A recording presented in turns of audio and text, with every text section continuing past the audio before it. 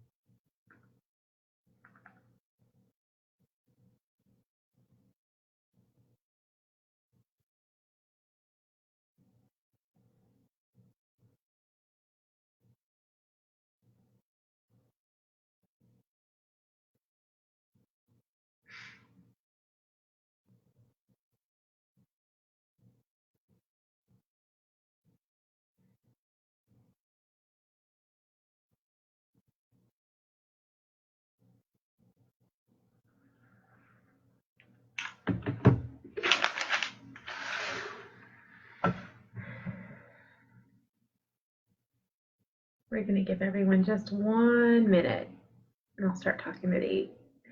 If you are here, if you'd introduce yourself, I'd greatly appreciate it. Just in the comments.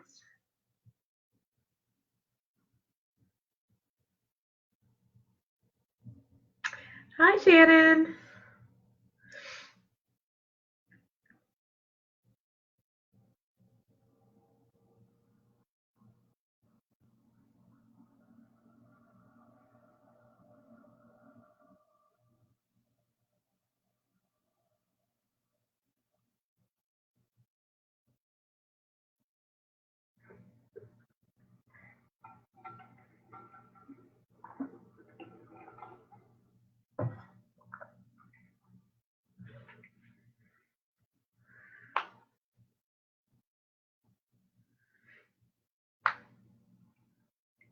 All right, it is officially 8 o'clock, so welcome to the first KAEA Mentor live chat.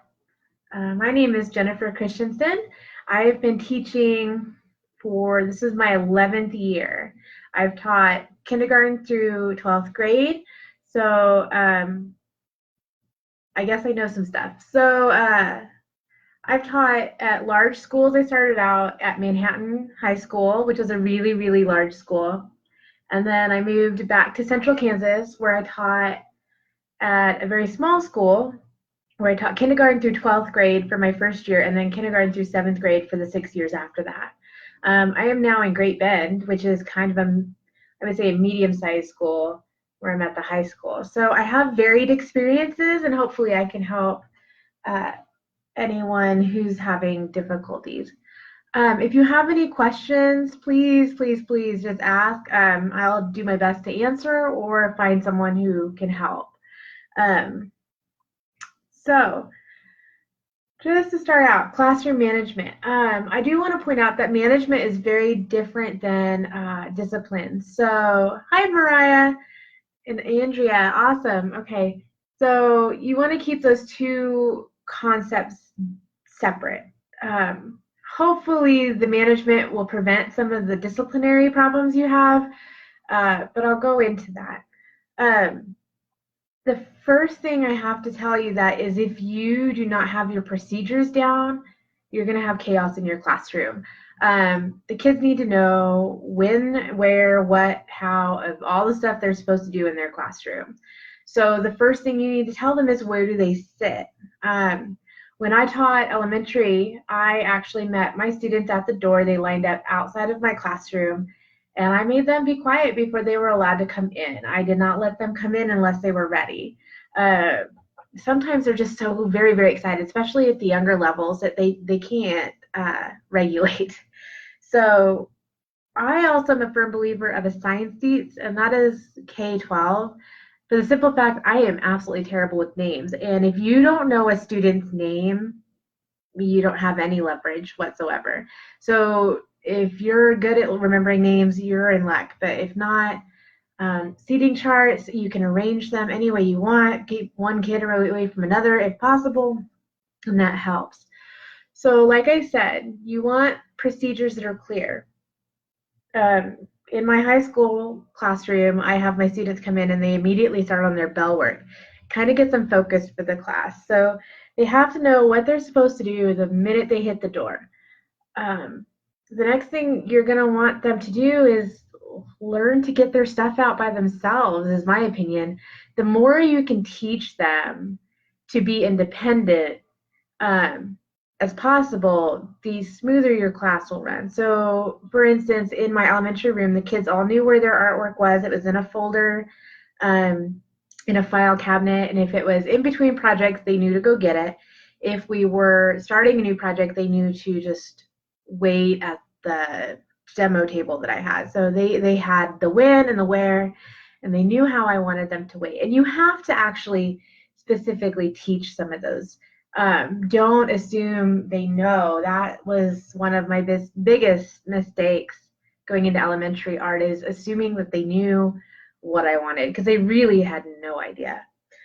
So if you can get those procedures down, your life would be a lot easier. Um, Along with seating charts or room arrangements, you want to be aware of where the kids are in comparison to you in the room. And I know at least two of you here are on a cart, so you have very limited resources on that. But you want to try and get your students so they're not facing their back to you. Um, that just gives them a pass, and you don't want them to have that pass. So make sure that you know where they're facing. And that can be difficult depending on the furniture that you have in your room and the restrictions you have. Just, I mean, do your best. And I'm sure everyone's heard this one, the proximity is important, so you want to be moving quite a bit. And with the room arrangements, you want to make sure that you can move around the room. You do not want to set up your room that you actually can't get from one side to the other without going through a maze, if at all possible. So those are the ones that I really strongly recommend. Let's see, let's talk about, do you guys have any questions on that stuff? We're all good.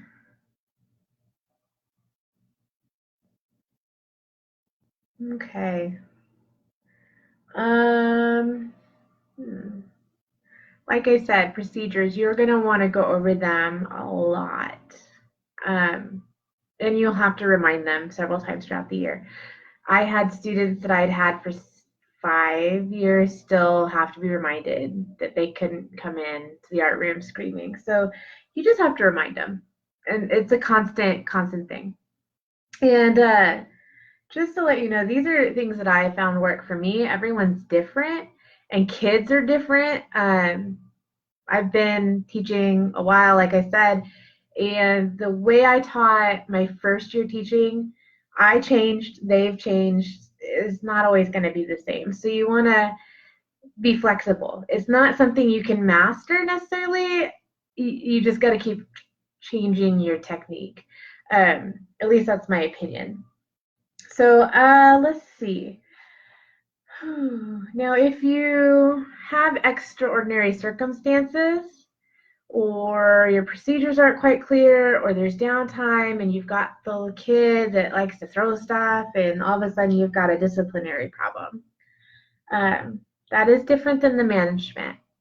So I do want to make sure that you're understanding that I'm going to talk about both things, but they're very different. They're linked because one can influence the other, but they're not the same. So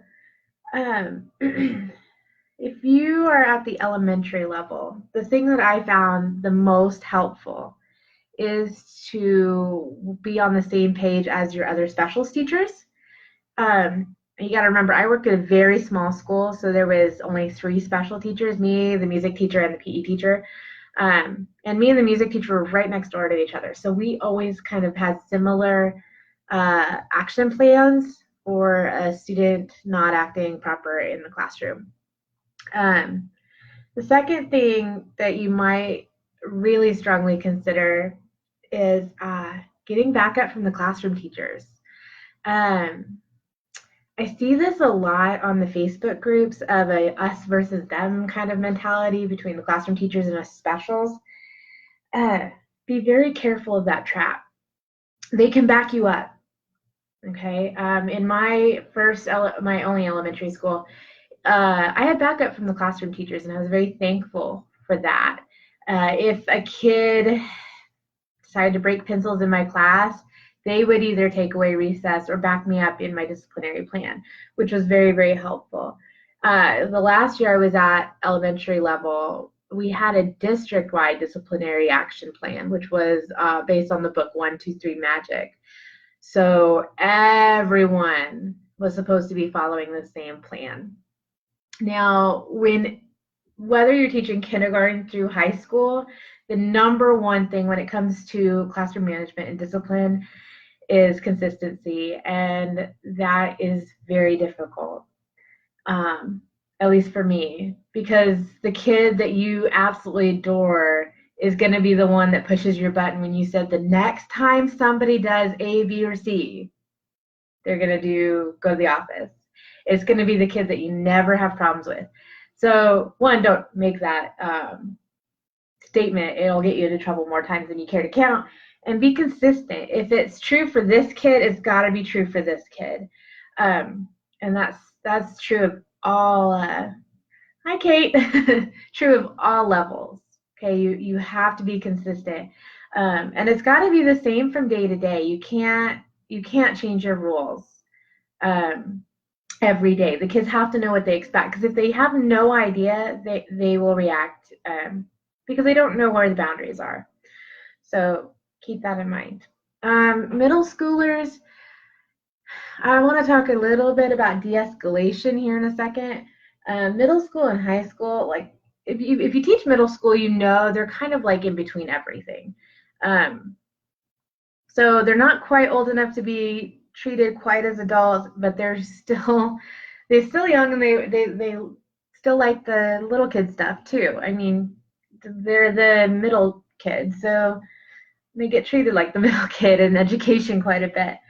So when we're talking about middle schoolers, there's a balance between treating them like littles and treating them like adults, and you have to strike the balance. A lot of one-on-one negotiations with middle schoolers, in my opinion. Let's see. Do you want to talk about admin support? Hopefully, and I pray that you guys are in schools with administration support. My first 2 years was not. And it was very rough, and it was very difficult. My last 9 years, I've been in buildings where I've had admin support, and it makes a difference. The difference is whether or not you are expected to take care of all of the issues in your room without any help. I worked in a school where basically you couldn't send them to the office because it didn't do you any good. The students would wander the halls. But I've worked in another school where the kids, thanks, Linda, the principal was very much on board in backing her teachers. So you had her backup and you had her advice. So I pray that you have admin support. My little outline is not very long, apparently. I do want to talk about de-escalation in students and power struggles. So when we're talking about classroom management and we're talking about discipline, the number one thing that you want to not do is accidentally get yourself into a power struggle with a student. And if you're not sure what that is, it's basically they're testing who's in control of the classroom. That can result in all sorts of things. They're going to have yelling matches. They're going to argue with you. And if you are arguing with a student in front of other students, you are never going to win. Okay, always pull that kid aside and have private conversations, because what they're trying to do is make you look out of control. And kids are really great at pushing all of your buttons. So they know all those buttons. They can figure it out. They know what's irritating and what will just fry your brain at the end of the day. So never get in an argument with a kid in front of his peers, because you're never going to win it. So I learned that the hard way. So I hope you don't.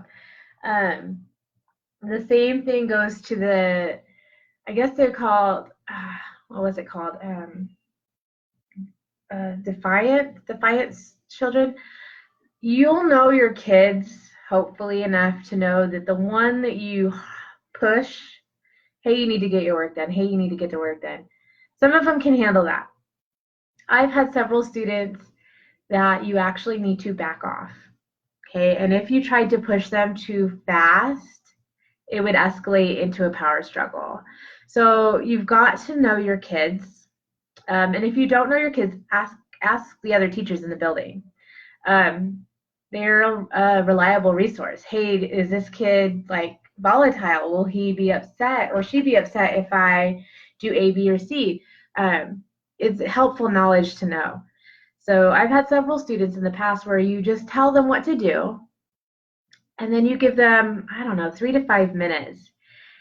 And you have to let them process almost and make them think that, hey, oh yeah, that's my idea. In fact, I have a student at a high school level that last week had to have it be her own idea to wear her safety goggles. I reminded them, hey, you need to wear your goggles. And she's like, they look awful. I was like, well, you're not going to work on your project until you've got goggles on. And then you walk away and you watch. Now, if she had started working on her project again, I would have gone over and taken her project. Very simply. You can have this back, when you're wearing goggles. But she didn't. She sat. And I think she was waiting for me to yell at her. And I just watched. And in about 5 minutes, and granted, she wasted her time and mine, but she picked up those safety glasses and she got back to work. I really do believe that if I had gotten onto her again, it would have resulted in a power struggle, and I wouldn't have won it because you never do in front of students. I would like to open it up for questions because honestly, my outline was not very long. I thought it would take longer. So if anybody's got questions or needs advice, now would be a great time. And then I can give you guys a list of books if you're interested in some books that I've read that have helped. A quiet group of 7.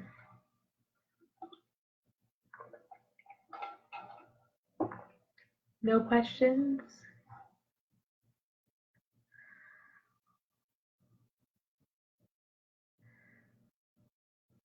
I can't see who's all on here. I just know that there's 5.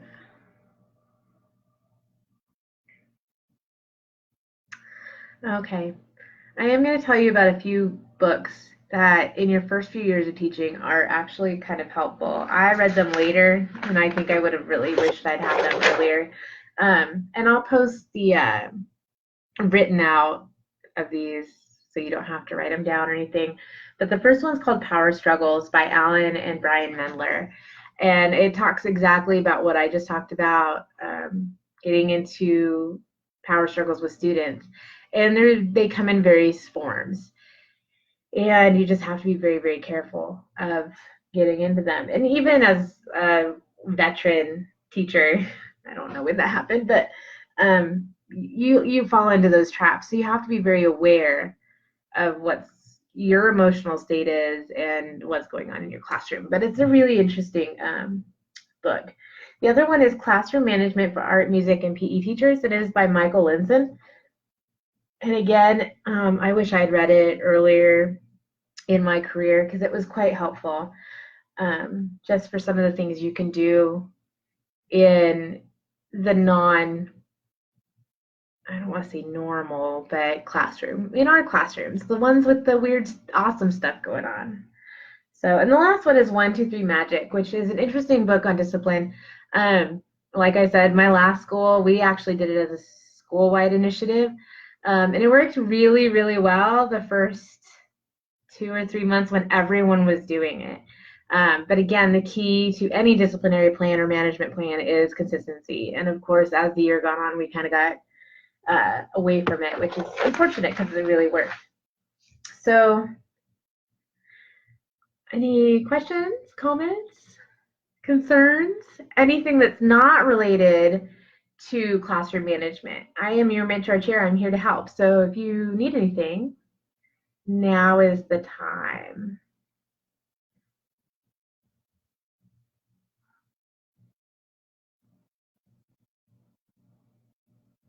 Okay.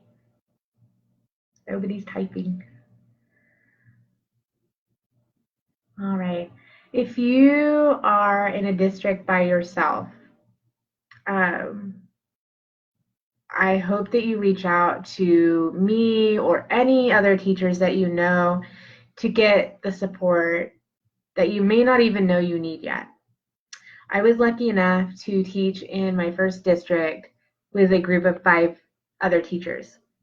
So my curriculum was pretty much planned out. I had lots of mentors that first 2 years, so that when I went off on my own in my little tiny district where I was the whole art department, I had a background knowledge. So if you're struggling out there by yourself, please let us know. We'll try to help. Nobody should be doing this by themselves as a Lone Ranger. The second thing is don't forget about our conference. It is October 11th, 12th, and 13th. And Dr. Cindy Todd is going to be our keynote speaker. And I've seen her speak one time before in Chicago, and she's quite amazing. And we do have conference grants. So if you can't quite afford to go, feel free to fill out one of those grants. I know last year we had several that were not claimed. At least I think that was what I remember. So make sure you apply for the grants through our KAEA grant foundation. And there is college credit available through Friends University if you come to conference.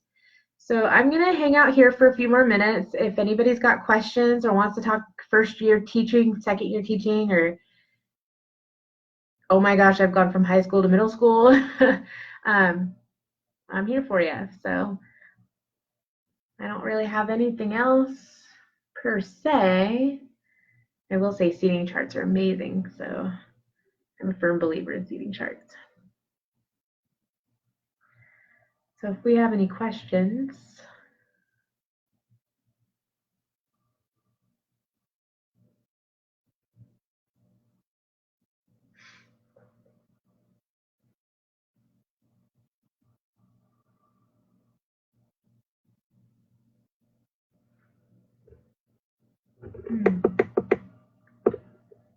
Noise control. Oh, I'm sorry, my thing wasn't updating.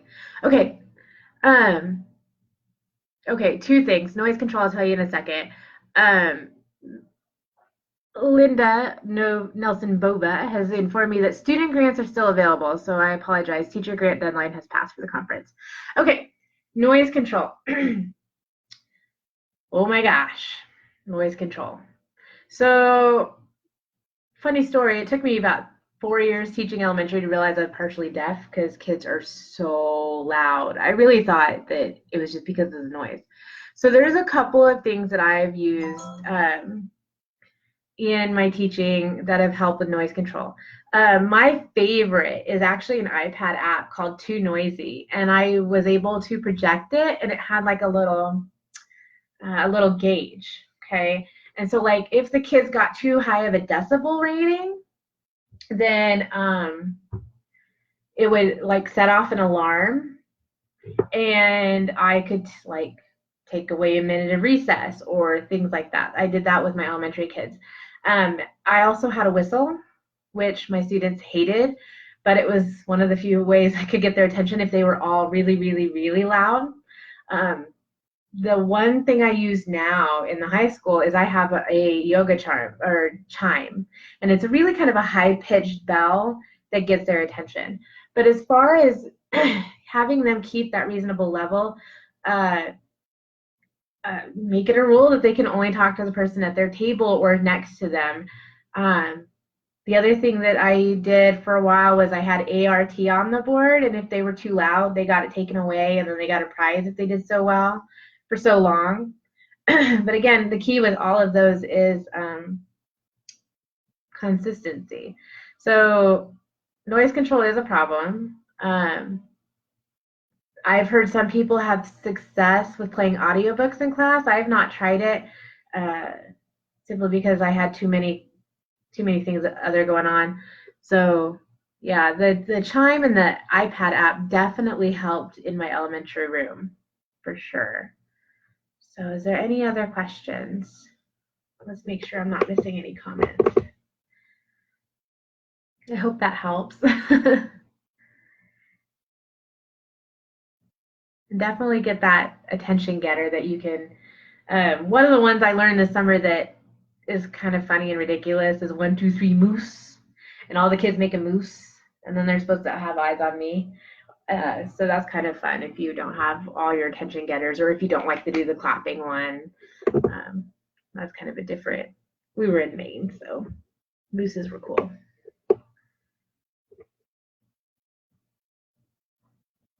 Any other questions?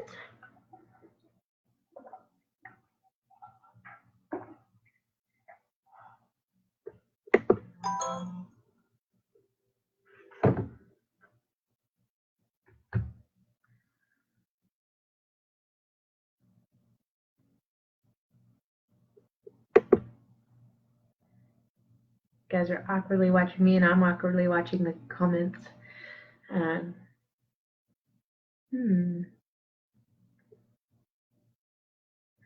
The other thing I will say about noise control is that you are allowed to take away their talking privileges. They don't like that. So if you're like at a loss, just don't let them talk. And if set them elsewhere, separate them, make them an island is what one of my classroom teacher friends would say. Make them an island. Take away their talking. One year I did have a 4th grade class that could not listen to directions. They lost the privilege to do like really cool stuff like clay because I couldn't trust them to listen. They remembered that 3 years later, let me tell you.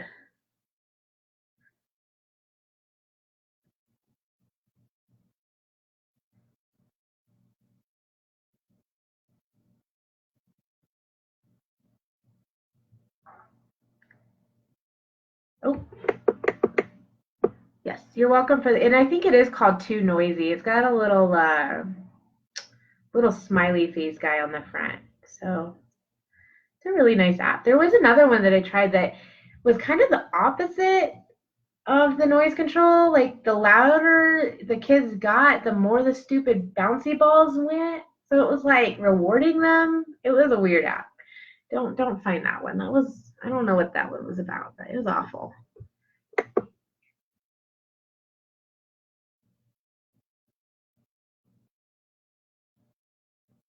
The other one you might consider, well, Mariah, this might be a little harder, but if you're in a smaller school, Class Dojo is a online positive reinforcement program that some of the elementary schools are using. I used it for a brief moment in my middle school. My principal wasn't really on board with that one, but I think if you had buy-in from your administration, it's a really interesting tool. All the kids get a little monster and then they earn so many points. So it's kind of neat. I know at Great Bend we do a lot of like positivity notes and positive reinforcement. So, all right.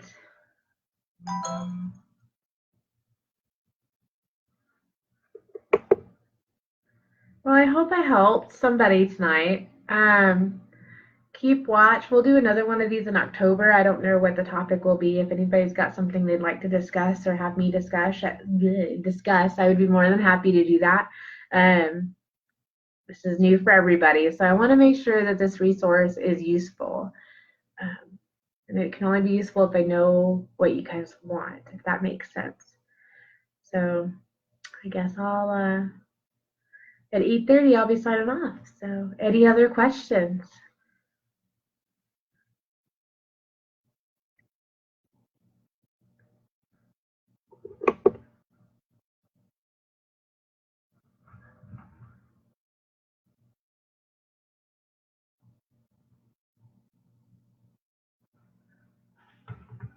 Let me type in those books real quick.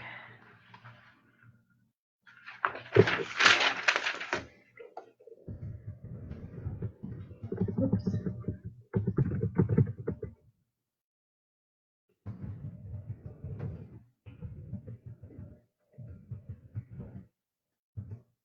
Okay, so that's the Power Struggles book. Let's see, classroom management.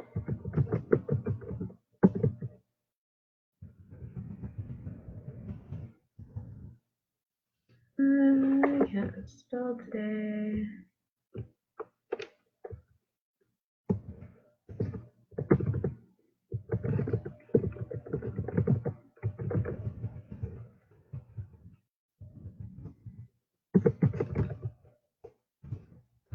And the last one is 1, 2, 3 magic. So they have like 2 or 3 versions of this 1, 2, 3 magic. They have them for parents, teachers, and it's for ages like 2 to 12 for the younger kids, obviously. It doesn't work so much with the middle school and high school people. So those are the 3 books that I recommended. There are more out there, but those are the ones that I've actually read and can recommend. So unless we have any other questions.